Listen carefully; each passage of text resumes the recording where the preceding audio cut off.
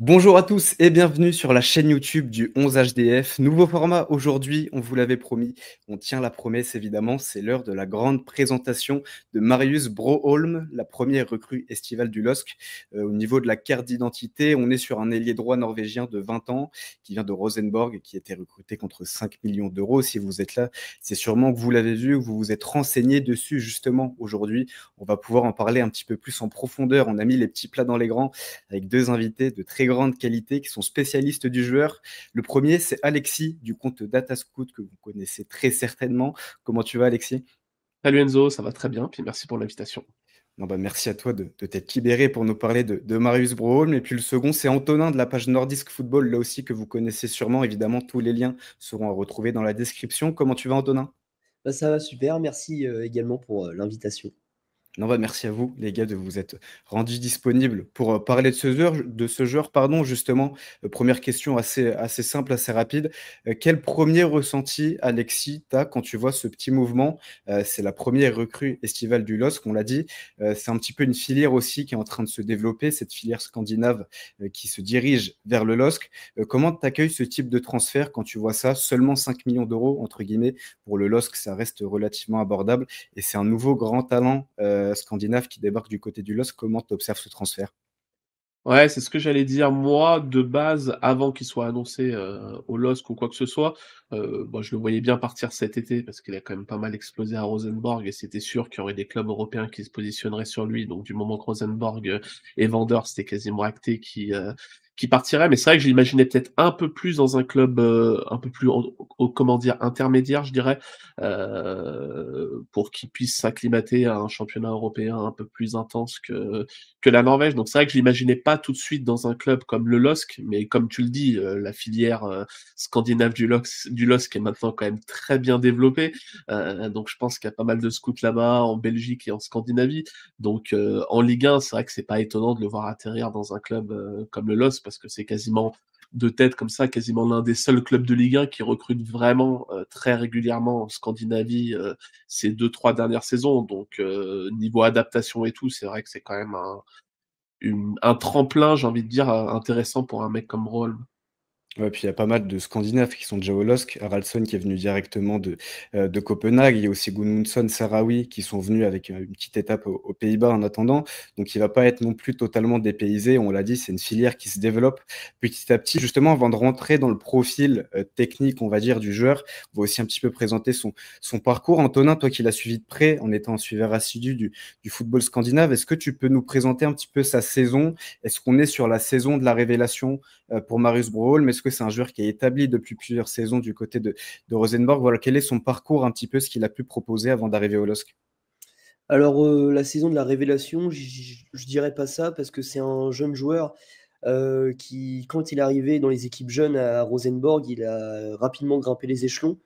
Il a notamment été prêté, l'année dernière, oui l'année dernière, à Kristiansund, en deuxième division et il a réussi à monter avec Kristiansund justement, en première division en s'imposant un petit peu en étant un joueur important de l'effectif alors qu'il avait, 17 ans de mémoire, 17-18 ans, je sais plus et quand il est revenu à Rosenborg, il a refait une saison et là, il s'est aussi imposé dans l'effectif en étant jeune, ce qui est pas forcément évident, surtout pour un ailier, enfin un attaquant en Norvège, parce qu'il y a beaucoup de concurrence et là, il est reparti sur, les mêmes bases en début de saison et naturellement, un intérêt a été créé autour de Lille, enfin, un intérêt en général, mais Lille s'est positionné. Il y avait déjà eu Saint-Étienne la saison dernière et bah, voilà, Rosenborg a aussi besoin d'argent donc c'est un bon coup pour eux, je pense et en tout cas, c'est la suite logique, je pense, pour Holm, après d'aller dans un club de Ligue 1. C'est peut-être un peu rapide, surtout quand on parle du LOSC, je pense,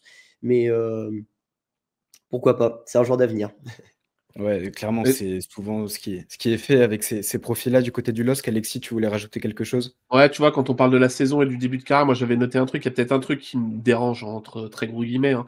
C'est que je trouve que c'est dommage qu'on l'ait pas vu un peu en Coupe d'Europe avec Rosenborg, tu vois, qu'on l'ait pas vu un peu sortir du pays, voir ce que ça donne contre d'autres équipes européennes. Là, c'est un joueur qui a joué uniquement en Norvège avec Rosenborg, puisque Rosenborg d'ailleurs ne joue plus la Coupe d'Europe depuis quelques années, et c'est assez dommage pour eux. C'est un peu dommage, tu vois, qu'on l'ait pas vu en Conference League, Europa League, sortir voilà contre des autres équipes européennes, voir ce que ça donne et voir s'il est capable de confirmer tout ce qu'il avait montré en interne en Norvège. Ouais, très clairement, c'est ce que j'allais dire. Il y a ce petit manque de vécu européen et c'est un joueur que j'ai suivi un petit peu, pas autant que vous certainement les gars, mais j'avais fait une sorte de mercato idéal du LOSC, un long papier dessus où j'avais identifié le besoin d'aller chercher un ailier droit et je l'avais pas nommé, Marius Broholm, mais il Ouais. était dans les petits papiers, mais je le voyais encore un petit peu tendre justement pour faire Ouais. ce gap Norvège-Ligue 1, surtout si on est dans l'optique de remplacer Don Zegrova. On en parlera un petit peu plus tout à l'heure, mais justement j'affiche la petite fiche que tu avais fait Alexis avec Datascout. Je vous invite évidemment à aller voir tout ça. Je vous mets tous les liens nécessaires dans la description. Quel est le profil un petit peu on peut dégager des data que tu as pu récolter de Marius Broholm, que ce soit sur sa saison? Est-ce qu'il a été performant aussi dans l'aspect statistique? Et puis quel profil tu lui vois? Est-ce que ça se rapproche un petit peu d'Edon Zegrova ou alors c'est différent? Alors, au final, Zegrova, ça fait quand même un moment qu'on l'a voit à Lille. On pourrait oublier qu'il était à Lille cette saison, carrément. Je trouve que le profil il est assez, c'est pas déconnant de remplacer Zegrova par un profil comme Marius Broholm, même si évidemment il y a quelques disparités. Mais comme tu le vois sur les statistiques, sur la comparaison technique, on est quand même sur un joueur en Norvège qui surnageait dans à peu près tous les domaines. C'est un joueur quand même ultra complet techniquement, voilà, technique largement supérieure à la moyenne. Là où ça peut peut-être un peu pêcher en Ligue 1 selon moi, c'est peut-être un peu plus dans l'intensité physique, surtout qu'on sait que la Ligue 1 est quand même un championnat physiquement très intense. Alors pas au niveau de l'accélération, de tout ce qui est pointe de vitesse, les qualités fortes d'un ailier, parce que c'est des choses dans lesquelles il est quand même plutôt à l'aise, il va très vite, il est capable de démarrer, ça c'est pas un problème. Et j'ai peut-être un peu plus peur dans le volume de course, l'abattage, le repli défensif, ce genre de choses. Est-ce qu'il est capable de suivre le rythme d'un club de Ligue 1? Ça me fait un peu penser à Haraldsson qui, quand il est arrivé au LOSC, a eu quand même des premiers mois très compliqués. Les premiers mois, ça ressemblait quasiment à une erreur de casting parce que le temps d'adaptation a été très long. Donc je pense qu'il va falloir lui laisser du temps d'adaptation. Il peut remplacer Zegrova en termes de profil. Par contre, il n'aura clairement pas l'impact immédiat que pouvait avoir un Zegrova à Lille. Ça va pas être un titulaire en puissance, je pense. Il faudrait peut-être un joueur un peu plus expérimenté à ses côtés. Parce que si je dis pas de bêtises, Lille a quasiment plus grand-chose sur l'aile droite maintenant. Kylian Donc Mbappé, peut-être mais avoir un autre profil expérimenté, notamment on parlait de Coupe d'Europe tout à l'heure, Lille va quand même jouer l'Europa League. Donc voilà, donc je pense qu'il peut remplacer Zegrova. Techniquement, c'est un joueur qui a carrément le niveau pour évoluer dans une équipe comme Lille, ça je pense qu'il n'y a pas trop de problème. Par contre, il va falloir suivre l'adaptation physique et puis l'adaptation aussi à un nouveau championnat, une nouvelle culture et tout ce genre de choses. ouais, à droite, il y a Edon Zegrova, dont on a appris d'ailleurs aujourd'hui, au moment où on enregistre cette vidéo, qu'il avait séché sa reprise anticipée avec le LOSC. Donc on se dirige très clairement vers un départ. Et puis on a Ethan Mbappé, mais Très qui a été... étonnant. Oui, c'est vrai qu'on pouvait peut-être s'y attendre vu la Ouais, mentalité c'est du l'inverse qui bonhomme aurait et été étonnant, je pense. ce qu'il a pu dire sur les derniers mois. Il y a aussi Ethan Mbappé, qu'on a très peu vu, un peu plus de 300 minutes, et qui à Oui, c'est chaque fois vrai. qu'il est apparu a été très intéressant. Il va falloir qu'il trouve un petit peu de continuité lui aussi sur le plan physique. Justement, je rebondis sur ce que tu disais. On le voit sur le visuel. Tout ce qui est data physique sur des efforts courts comme la pointe de vitesse, les accélérations, il est très bien placé. Tout ce qui est plus dans le volume de jeu avec les distances, le nombre de sprints, tout de suite, c'était un petit peu plus compliqué. On n'oubliera pas non plus qu'il sort déjà d'une demi-saison, qu'il n'aura pas forcément de coupure, et on sait que c'est toujours très compliqué avec ce genre de joueur, que ce soit sud-américain ou scandinave, qui enchaîne 2 saisons coup sur coup. Donc là aussi, il faudra, on le dit Ouais, souvent puis avec les joueurs scandinaves, il faudra prendre le temps. tu parles de ça et de coupure d'enchaînement. Il va surtout arriver de Norvège. Il va arriver en plein juillet-août. En France, bon, Lille, c'est pas peut-être l'endroit de France où il fait le plus chaud, mais quand on voit la canicule actuelle, quand il va arriver et qu'il va devoir jouer sous 31,5 degrés, plein soleil, comme Haraldsson à l'époque quand il est arrivé de Copenhague, je pense que le choc, il est quand même important et niveau adaptation, c'est à prendre en compte, quoi. Ouais, Lille, j'y vis, ça fait 2 semaines qu'on souffre, hein. Il n'y a pas Ouais, de ouais, donc c'est à prendre en le compte, nord je ou le pense, hein. sud, on est Ouais, tous ouais, tout le monde, concernés. à part les Brestois, tout le monde passe à la casserole. C'est ça, cadeau pour les amis brestois. Antonin, justement, sur ce point de vue-là, que ce soit physiquement, même mentalement aussi, que on sait que les Scandinaves sont pas tous capables de s'adapter à un autre environnement, une autre culture. Est-ce que tu vois ça, tu en as un petit peu parlé tout à l'heure, mais est-ce que tu penses que c'est aussi peut-être un poil trop tôt pour faire ce saut entre le championnat championnat norvégien et le haut de tableau Ligue 1. C'est pas une équipe qui va jouer la Ligue des Champions, c'est une équipe qui va quand même viser le top 4 et essayer d'être qualifié pour la Ligue des Champions la saison prochaine. Est-ce que tu trouves ce gap là aussi un petit peu trop fort, un petit peu trop tôt pour Marius Broholm? C'est assez compliqué à répondre. Déjà, je suis d'accord avec ce qu'a dit Alexis sur tout ce qui est physique, et cetera. Rien qu'au niveau du physique du joueur, on sent qu'il est pas très, très «développé» entre guillemets, c'est-à-dire que c'est pas quelqu'un qui va pouvoir jouer physique, et cetera. Et en Ligue 1, ça peut faire mal, sachant que, bah, la Ligue 1, c'est quand même un championnat plutôt réputé pour être physique. Et après, ce qui est bien, c'est que le fait que Lille joue plusieurs compétitions, il va y avoir aussi la Coupe de France, ça va peut-être lui donner du temps de jeu. Donc il va pouvoir un petit peu plus se montrer.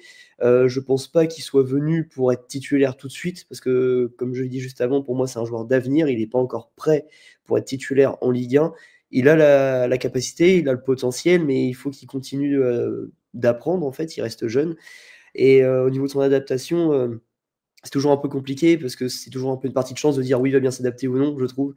Mais oui, pour le cas Haraldsson, par exemple, on l'a vu que la première saison, c'était très compliqué, mais il sortait d'une demi-saison déjà à Copenhague. Il est arrivé ensuite à Lille. Là, ça fait pareil avec Broholm. Il a déjà 13 matchs, je crois, dans les jambes. Même un petit peu plus avec la Coupe de Norvège. Donc c'est à prendre en compte, sachant qu'en Norvège, il y a beaucoup de terrains synthétiques. Là, on passe aussi à du terrain en herbe naturelle. Donc ça va plus vite aussi. Enfin, c'est pas le même football, entre guillemets. Même pour les articulations, le physique, et cetera, c'est pas pareil. Donc je pense que cette première saison, va falloir y aller tranquillement, je pense. Ne pas s'attendre à ce qu'il s'impose tout de suite dans le 11 lillois et plutôt l'année prochaine, enfin la saison prochaine, s'attendre un petit peu mieux de sa part. Mais pour moi, rien que c'est vrai que au niveau aussi des températures, c'est pas la même. Après, Rosenborg, c'est à Trondheim, c'est pas encore dans le nord de la Norvège, comme on a pu avoir avec Patrick Berg de Bodø, qui était lui vraiment dans le nord de la Norvège. Donc c'est vrai qu'il fait plus frais là-bas, mais ça va, l'écart est pas encore assez abyssal, on va dire. Donc voilà. Puis c'est bien qu'il arrive aussi fin juin, c'est assez rare que Olivier Létang conclue des deals dès cette période de l'année. Souvent, c'est un petit peu plus tard dans l'été. Là, il aurait aussi une période d'adaptation un petit peu plus longue et ça va lui permettre aussi un petit peu de couper avec sa saison. La pré-saison sera un petit peu moins intense qu'une vraie saison en Norvège. Justement, je vous affiche un petit radar de comparaison avec Edon Zegrova. C'est à prendre avec des pincettes parce qu'Edon Zegrova est comparé avec les ailiers de Ligue 1. Marius Broholm est comparé avec les ailiers de D1 norvégienne. Donc, c'est un petit peu différent, pas la même adversité. On voit que globalement, même si sur certains points, c'est un petit peu différent, que les deux profils se rapprochent, on voit un Broholm notamment beaucoup plus centreur qu'Edon Zegrova qui a plus tendance à repiquer pour aller directement au but, frapper. Marius Broholm, c'est une de ses grosses qualités aussi, la frappe, la finition, la frappe de loin, on n'en a pas parlé. Et puis pour ceux qui ne le connaissent pas du tout aussi, préciser que Marius Broholm, un petit peu comme Zegrova, est un ailier droit pur. C'est pas forcément un joueur qui est très polyvalent. Il peut jouer à droite, demi-espace droit, mais on va pas forcément le voir dans d'autres zones du terrain. Et puis aussi, tu parlais de la dimension physique, Antonin. On se rappelle qu'Edon Zegrova, quand il arrive de Bâle, il était beaucoup plus frêle qu'aujourd'hui. Il a pu se développer aussi en Ligue 1, se tanker physiquement du haut et du bas du corps. Donc c'est peut-être aussi ce qui attend naturellement Marius Broholm. Justement, dans cette logique de projection du côté du LOSC, on en a déjà un petit peu parlé. Mais Alexis, toi, avec quel rôle tu le vois dans un premier temps du côté du LOSC et puis à moyen terme, est-ce que tu le vois un petit peu une trajectoire à la Conor Haraldsson, une première saison dans la rotation et une deuxième où la saison précédente, il a vraiment été peut-être le meilleur joueur du LOSC, en tout cas le meilleur joueur de champ. Est-ce que tu le vois un petit peu dans ce rôle-là, dans la rotation sur la première saison et capable d'être titulaire sur la seconde? Ouais, carrément, je rejoins Antonin. Je pense que la première saison, ça va être une saison d'adaptation pour qu'il puisse prendre ses marques en Ligue 1, avec des minutes par-ci par-là. Après, il faudra voir ce que recrute Lille, hein, parce que forcément, s'il y a pas grand monde sur le côté droit, bah, il aurait peut-être un peu plus de temps de jeu. Mais oui, si j'étais supporter lillois, je lui laisserais le temps de s'adapter. J'attendrais pas de lui qu'il fasse une saison, de dingue, en 2025-2026, lui laisser le temps de s'adapter, en championnat quand il y a besoin de faire un peu tourner avec l'Europa League, en Coupe de France et cetera. Voilà, pas être très sévère, sur les premiers matchs qu'il disputera, lui laisser du temps et je pense qu'à terme, voilà, pas cette saison du coup, mais la saison prochaine, il pourra peut-être, postuler à une place, de titulaire, sur le front de l'attaque, côté droit. Antonin, tu rejoins ce qu'a dit Alexis? Oui, oui, clairement, surtout dans le rôle qu'il aura à Lille. Je pense que c'est un joueur qui devrait avoir un peu le même rôle qu'à Rosenborg. Surtout qu'il y a une particularité dont on n'a pas encore parlé, mais c'est qu'il est gaucher mais ailier droit. Ça fait son jeu, justement, mais justement, on peut pas l'utiliser comme un ailier droit classique, entre guillemets. Et donc, ouais, je pense que la première saison sera d'abord pour l'adaptation. Je pense pas qu'il soit titulaire tout de suite. Bah, comme on l'a dit aussi juste avant, ça dépend du recrutement, mais j'ai du mal à imaginer Lille se reposer uniquement sur lui. Ce sera un très gros pari, en tout cas. Mais voilà, et du coup, bah, comme je l'ai dit, avec les différentes compétitions que Lille va jouer, il va pouvoir prendre des minutes, je pense notamment en Coupe de France, et que son intégration se fera d'autant plus dans une saison quand il aura déjà un an dans les jambes avec Lille. Et puis là, bah, comme on a parlé de la préparation, justement, l'avantage c'est qu'il pourra faire toute la prépa avec Lille, comme a pu le faire par exemple Nanassi avec avec Strasbourg, pardon. Et on a vu qu'au début, ça avait plutôt bien marché parce qu'il il était encore dans. Enfin, il était frais, il était bon physiquement, il était dans sa saison. Et qu'au fil de la saison, ça s'est un petit peu atténué sans que ce soit vraiment mauvais. Mais je pense qu'on va être sur le même chemin pour lui. Et puis sur la projection à très court terme, on est quand même sur un joueur qui est capable d'avoir des titularisations dès le début de la saison. C'est pas par exemple un Ethan Mbappé qui est arrivé l'été passé et qu'on voyait plutôt dans un rôle de rotation et incapable à court terme de l'être. Lui, Marius Braun, peut-être que dans l'effectif, sera pas le meilleur ailier droit au tout début de la saison, mais il est capable d'avoir des titularisations dans des matchs à l'enjeu relatif, en tout cas face à des adversités un petit peu moins fortes, un petit peu à la manière d'un Osama Sarawi qu'on a vu cette saison, surtout en sortie de banc, et qui avait aussi pas mal de titularisation dans d'autres matchs. Vous voyez justement, je vous ai affiché l'effectif de la saison prochaine. Il y a Edon Zegrova qui est affiché. On va éviter de compter sur lui, je pense, au vu de ce qui est en train de se dérouler. Mais on a donc en vrai ailier droit Marius Broholm et Ethan Mbappé. On n'a plus de Mitchell Baker qui sera plus là pour dépanner, faire le pompier de service. Mathias Fernandez Pardo aussi qui peut jouer de ce côté-là, mais où il est un petit peu moins à l'aise. Donc à voir si le LOSC va aller chercher un vrai patron, j'ai envie de dire, à ce poste d'ailier droit. Dans mon imaginaire, je pensais plutôt que à la place de Marius Braun, on aurait un joueur déjà pris immédiatement et Ethan Mbappé en rotation. Est-ce que justement par rapport à ça, Alexis, tu penses que ça reste quand même un très bon coup pour le LOSC sur le plan sportif et sur le plan financier aussi? C'est seulement 5 millions et c'est un joueur qui a un sacré potentiel de revente quand même et une potentielle plus-value intéressante. Oui, oui, je pense que c'est un bon coup, le prix est pas exorbitant, 5 millions d'euros pour ce genre de joueur. Je pense que c'est le prix maintenant dans le football actuel, donc je pense pas que tu prennes un très gros risque, même si jamais ça marche pas. C'est un joueur avec un petit CV en Norvège que tu pourras revendre, sans trop de problèmes et limiter ta perte, donc c'est dans la veine, des très bons coups que fait Lille ces dernières années. De toute façon, on sait que du côté de Lille avec, Olivier Létang, ça bosse quand même très bien dans une optique d'achat-revente. Donc oui, Marius Braun, tu le payes 5 millions d'euros cette année. Et si le joueur confirme et explose à Lille, tu pourras faire du x3, x4 assez facilement, je pense. Donc oui, pour moi, c'est un bon coup. Et j'y pense pour conclure cette petite vidéo. Le LOSC était aussi sur Sindre Valle Egeli. On ne sait pas si la piste est fermée depuis que Marius Braun est arrivé, mais en tout cas, c'est des joueurs qui ont à peu près le même âge, donc difficile de voir comme ces deux joueurs arriver à ce moment-là. Mais je vais te demander ton avis, Antonin, mais Sindre Valle Egeli, c'est un joueur que, pour le coup, je connaissais assez bien. Et par rapport à Marius Braun, si on fait une comparaison, je le voyais beaucoup plus prêt à l'instant T que Marius Braun, parce que c'est un joueur qui est beaucoup plus établi, beaucoup plus peut-être performant aussi au Danemark, et puis qui, notamment physiquement, lui, pour le coup, a une vraie très grosse dimension physique par rapport à Marius Braun. Quelle comparaison, toi, t'en ferais entre ces deux profils et peut-être leur capacité à s'imposer? Est-ce que tu aurais plutôt vu Sindre Valle-Egeli comme un vrai titulaire plutôt que Marius Braun? Bah, pareil, on reste sur un joueur, comment dire? Qui a du potentiel.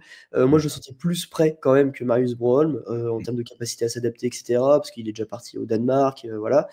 Et non, pour moi, après c'est un pari sur un joueur, en termes de capacité, je pense que ouais, en termes d'adaptation, Sindre Walegeli aurait été plus apte à s'adapter rapidement, notamment du fait que là, la saison au Danemark est déjà finie, donc on est aussi sur ce genre de détails-là. Surtout que Sindre Walegeli a plus d'expérience avec les U21, U20, etc. de la Norvège. Ça peut jouer, parce que ça veut dire qu'il connaît aussi différents effectifs, qu'il a pu voyager un petit peu, etc. Donc voilà. Et après, je ne sais pas si la piste est encore fermée. Je sais que il y avait un montage financier qui était mis en place par le LOSC pour le recruter. Mais ça, c'était avant que Marius Broholm arrive. Donc, je ne sais pas ce qu'il en est aujourd'hui. Je sais aussi que Lille est sur Sondre Aurier-Sæter de Sarpsborg, qui est un ailier gauche norvégien également. Mais je pense que juste Broholm, ça suffit, surtout pour 5 millions, à avoir un jeune prometteur pour Lille et qu'ils n'iront pas chercher Sindre Wallegeli derrière. Je pense pas, honnêtement. Ouais, Moi, il y a un je- truc qui me faisait un peu peur avec Egeli quand il y a eu les rumeurs, c'est le prix. Hein. c'est ce que j'allais dire. Parce que Nordjylland n'a pas besoin de vendre et Nordjylland, maintenant, ils ont un CV et ils savent très bien qu'ils peuvent très bien vendre et qu'ils peuvent faire cracher les clubs européens. Et je crois que ça parlait de 15 millions d'euros, non, si je dis pas C'est de ça. bêtises, pour Egeli, quand ça en parlait. Je trouve que le prix était vraiment, pour le coup, excessif. Alors, oui, ça peut très bien fonctionner et si le mec explose, forcément, tu fais une plus-value. Mais un Egeli à 15 millions d'euros, tu prenais un risque qui était quand même bien plus important qu'un Broholm à 5 millions d'euros pour moi. Ouais, ce que j'allais dire, le prix, Sindre Wallegeli, ce serait minimum 3 fois plus cher que Marius Broholm. Ouais, C'est ouais, aussi à il prendre est en très compte. cher. Et on sait que le LOSC aujourd'hui a une très bonne santé financière. On sait aussi que cette santé financière a été construite sur des coûts très intelligents avec justement des prises de risque réduites. Marius Broholm rentre peut-être un petit peu plus là-dedans que Sindre Wallegeli, qui est en plus suivi par des plus gros clubs avec une plus grosse concurrence, donc des enchères qui peuvent aussi monter un petit peu plus facilement. Et merci à vous les gars, Alexis, Antonin. Je vous rappelle que tous les liens menant vers les pages Twitter, les pages YouTube aussi, sont dans la description. Justement, Alexis, pour conclure cette vidéo, j'invite les supporters du LOSC à aller se tourner vers Datascout quand il y a une petite rumeur d'un championnat un petit peu moins, en tout cas un petit peu plus exotique et un petit peu moins connu que les 5 grands championnats. Qu'est-ce qui attend justement Datascout sur ce mercato d'été? Pas mal de présentations de ce type de profil. Qu'est-ce qu'on peut aller regarder sur la page? Ouais, globalement, ça va être ça. Ça va être des présentations de profils. On a malheureusement pas trop de temps pour faire du contenu sur les réseaux sociaux pendant le mercato parce que ça bouge quand même pas mal avec l'activité professionnelle qu'on a. Mm. Donc, ouais, on essaie de présenter des profils quand on voit des petites rumeurs sur des joueurs un peu moins connus. Forcément, si c'est des joueurs très connus qui évoluent dans des grands championnats, c'est pas forcément ce qui est le plus pertinent. Mais ouais, voilà, présenter des jeunes joueurs, des pépites, des joueurs un peu moins connus pour tous les amateurs de leur club ou même de football manager, de ce genre de choses. Voilà, si vous voulez découvrir des joueurs, on essaye de faire ça. Et rendez-vous là-bas. Et puis chez vous, Antonin, chez Nordisk Football, on sait que vous êtes à l'affût dès qu'il y a une petite rumeur scandinave vers la France, vers la Ligue 1. On attend le thread avec impatience. C'est un petit peu ce qui vous attend aussi durant cet été? C'est ça, ouais, on scrute beaucoup les médias scandinaves, nordiques en général. On passe beaucoup de temps à scruter tout ça et dès qu'il y a une rumeur, on relate les faits, sachant que les médias norvégiens sont souvent très très très fiables. Donc voilà, et dès que ça se concrétise un petit peu, on fait un thread. Et puis voilà, donc c'est ce qui va nous attendre cet été. Il y a aussi l'Euro féminin cet été qui va être important pour nous. Et voilà. Eh ben écoute, on ira surveiller tout ça. Et puis évidemment, on n'est pas à l'abri de se recroiser. On sait, on a parlé, la filière scandinave au LOSC, c'est quelque chose qui se développe. On n'est pas à l'abri qu'Olivier Létang et ses équipes jettent leur dévolu sur un nouveau joueur venu de Scandinavie. De mon côté, les amis, je vous remercie d'avoir regardé cette vidéo. N'hésitez pas à liker, à commenter. On a ouvert la chaîne il y a quelques semaines seulement, évidemment. Donc on gagne à te connaître. Et le meilleur moyen pour ça, c'est de liker, de commenter, de faire aussi de votre retour pour voir un petit peu ce qu'on peut améliorer de notre côté. On se retrouve aussi sur le site du 11HDF, tous les liens sont dans la description. Un petit article aussi, un gros article même sur la présentation de Marius Broholm est en préparation. Et puis pour suivre toutes les rumeurs mercato, ça commence un petit peu à s'agiter. On se retrouve aussi là-bas. Merci à tous et salut.